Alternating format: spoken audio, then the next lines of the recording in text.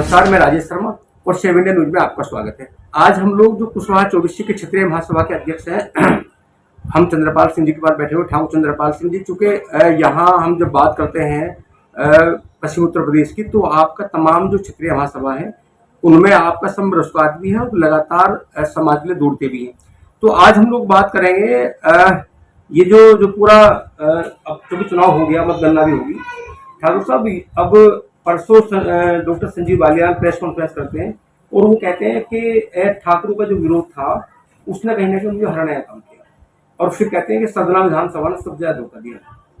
तो इसमें आपका क्या कहना है? क्योंकि आप तो चुनाव में पूरे सक्रिय रहे और मुझे लगता है कि मुजफ्फरनगर में सदना तो राष्ट्रीय विधानसभा है, तो जो और विधानसभा है वहां भी कहीं ना कहीं डॉक्टर साहब को बहुत नुकसान पहुंचा है। तो क्या डॉक्टर संजीव बालियान हारने की वजह क्षत्रिय समाज है या कुछ और वजह है? शर्मा जी, मैं आपको बताना चाहता हूँ, राजनीतिक स्तर इतना बढ़ चुका है कि गलती तो अपने खुद की होती है लेकिन दूसरे को उतारते हैं। संजीव बालियान जो अपना चुनाव हारे हैं वो अपनी कमियां पे हारे हैं।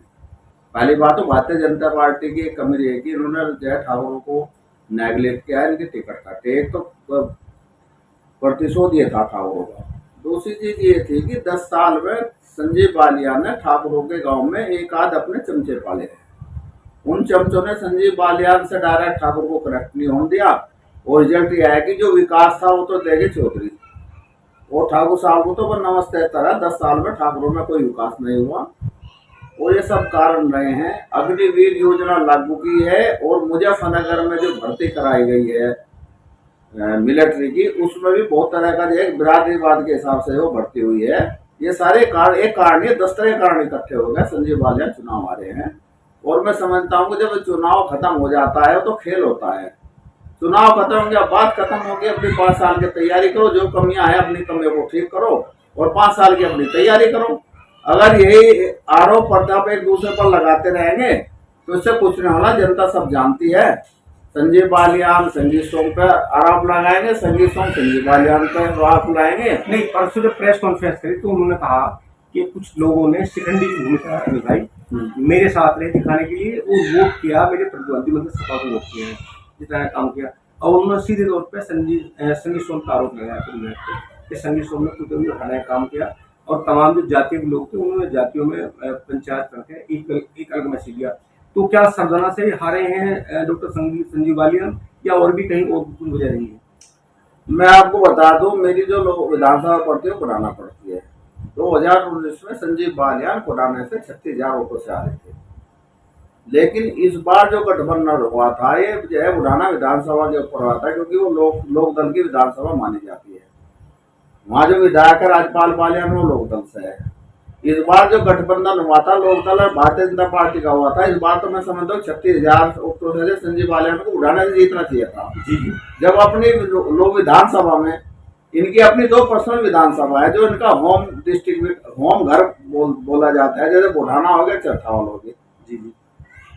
आप दोनों में यार रहे, आप सरधना क्यों जा रहे? सरधना तो बहुत बाद का है।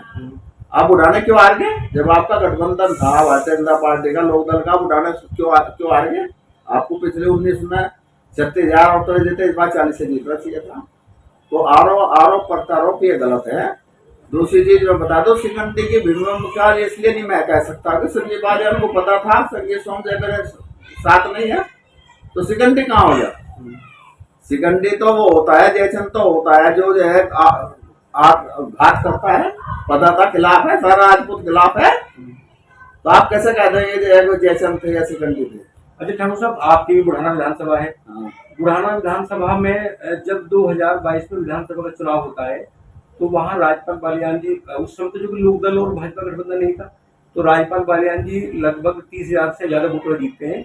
और तो इस बार ये लगा कि अब तो गठबंधन हो गया लोकदल और भाजपा का, तो आपकी ये उम्मीद थी कि जब लोकदल साथ होगा, लोकदल की सीट भी है, कम से कम 40,000 वोट से संजीव बालियान जीतेंगे, लेकिन नतीजा वो हार गए। तो बुढ़ाना में ऐसा क्यों हुआ? मैं आपको बता दूं, 2012 में मैंने बुढ़ाना विधानसभा से नवाजी सालम को चुनाव लड़ा था और नवाजी सालम जो है 17,000 वोटों से जीते थे और मुस्लिम कैंडिडेट जीते थे, जिसमें जो है ठाकुरों ने और त्यागियों ने ब्राह्मणों ने दब के वोट करी थी और मैं उसका जो है चुनाव का संचालक नहीं था। जी अब आ जाओ जो है 2019 में चौधरी अजीत सिंह जो है 36,000 रुपये से वहां से जीते हैं 2019 में। उसके बाद आ जाओ अब जो है 2022 में राज्यपाल बालियान 22,000 रुपये से जीते। जब संजीव बालियान अपने घर की विधानसभा नहीं बचा पाते तो सदन में क्यों जाते हैं भाज के? सदन तो बहुत दूर पड़ती है। पहले तो अपना घर को बचाओ, आप अपने चरथावल बचाओ, आप अपने बुढ़ाना बचाओ। आप दोनों को बचा नहीं पा रहे, दूसरे के जो है मत्था टेक रहे हो। 2019 में जब चौधरी अजीत सिंह हार गए थे, तो क्या लोकदल के लोगों ने, क्या वो भी याद रहा कि 2019 में डॉक्टर संजीव बालियान ने जो साहब को हराया था? क्या इसीलिए वोट देने में कुछ, क्योंकि बुढ़ाना तो माना जाता है कि लोकदल की वोट है रालों की, जब गठबंधन हो गया तो फिर वो वोट कहाँ गया? ये जो गठबंधन हुआ शर्मा जी, ये कागजों का गठबंधन था, मानसिक गठबंधन नहीं था। मुजफ्फरनगर में लोक दल का कार्यकर्ता ये चाहता था कि हमारा वजूद कम हो जाएगा, अगर यहाँ भारतीय जनता पार्टी जीत गई तो हम तो खत्म हो जाएंगे। यहाँ तो संजीव बालियान को लोक दल के कार्यकर्ता ने वोट नहीं दी और वो डालने के लिए भी नहीं गया। अगर लोक दल का कार्यकर्ता यहाँ वोट देता संजीव बालियान को तो 32,000 वोटों से जब सर जो है अभी 2022 में राज्यपाल बालियान जीते हैं, तो संजीव बालियान क्यों नहीं जीते? मैं आपके माध्यम से संजीव बालियान से जवाब लेना चाहता हूँ, क्यों नहीं जीते गठबंधन में? आप उठाने से बाहर क्यों निकलते हो? चरथावल आपकी विधानसभा है, आपका होम आपका घर है चरथावल में, और बुढ़ाना चरथावल के बॉर्डर का गांव है आपका। कुटबा से शुरू होता है चरथावल, उससे पहले सिसोली पड़े की तरह। तो आप अपने घर को देखो ना पहले। जो मुजफ्फरनगर हारे हैं, 2019 की बात करें तो वो सबसे ज्यादा मुजफ्फरनगर शहर सीट साहब जीते थे, तो इस बार जीत का अंतर मात्र 8 तो है कि इसकी क्या वजह रही होगी? उसका कारण यह है कि इनके 10 साल का जो सामाजिक व्यवहार रहा, जो लोगों में जो है इनकी डिक्टेटरशिप रही, कार्यकर्ता भारतीय जनता पार्टी कार्यकर्ता को तवज्जो नहीं दी गई, ये हराने का काम भारतीय जनता पार्टी के कार्यकर्ताओं ने किया है। मुझे पूरे लोकसभा में एक भारतीय जनता पार्टी कार्यकर्ता का नाम लेकर संजीव बालियान बता दे कि उसने मेरे लिए चुनाव में काम किया है। किया ही नहीं। क्या कपिल अग्रवाल और संजीव बालियान में कोई रिश्ते कहीं तल्क थे क्या? अब मैं व्यक्तिगत नाम किसका लूं? किसके तल्क नहीं थे, मुझे वो नाम बता दीजिए, पूरे लोकसभा में एक बता दीजिए।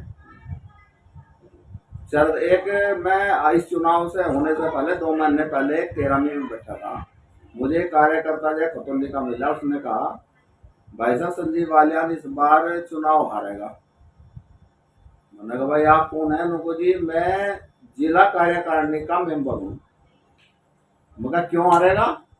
कहना इसलिए हारेगा कि जो है संजीव बालियान ने भारतीय जनता पार्टी को प्राइवेट लिमिटेड कंपनी बना रखा मुजफ्फरनगर, ये भारतीय जनता पार्टी नहीं है, हारेगा, उसका परिणाम है।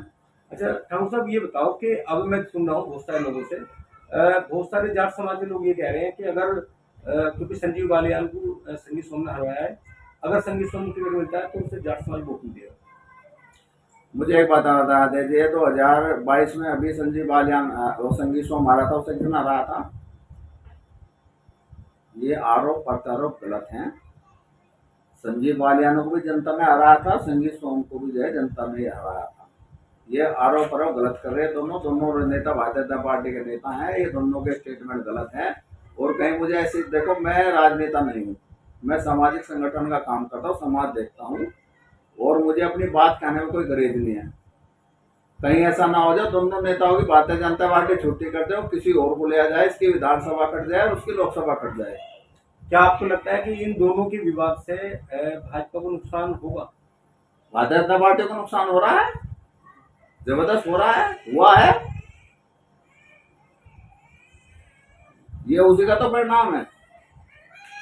आप क्यों हार रहे हो? आप तो सरदाना मुझे जान गए 45 वोट से तो आप सरदाना जीते हैं, फिर हार कैसे बताते हैं?